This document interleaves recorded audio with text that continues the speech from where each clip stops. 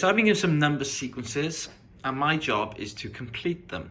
So let's start with A first. Now A to me looks quite simple. I can see the denominator is not changing. So like I said, when you're counting in fractions, there's only the numerators that ever change. So I can see it goes from 12 sevenths to 11th to 10. So I can see it's going down one every time. So I think the next one's going to be 9 sevenths and the one after that is going to be 8 sevenths. Right, now this next one looks a little bit trickier because it's mixed numbers.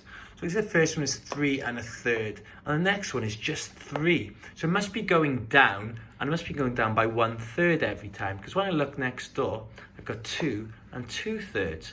So if I'm going down 1 every time, I think the next one's going to be 2 and 1/3.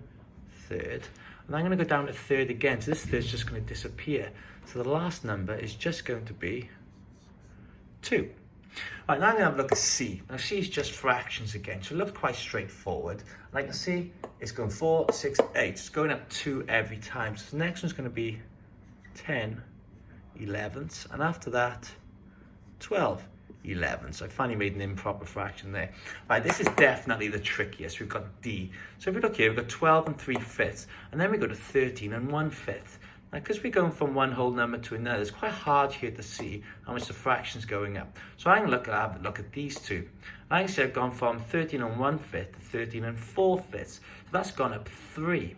So this is tricky. So I'm going up 3/5 every time. So because this is a 4/5, I'm definitely moving on to a new whole number. So next one's going to be 14. So I could go, the next number would be, if I got 1/5, it would be 14. And then 14 1/5, and then 14 and, I'll get rid of that line, and 2/5.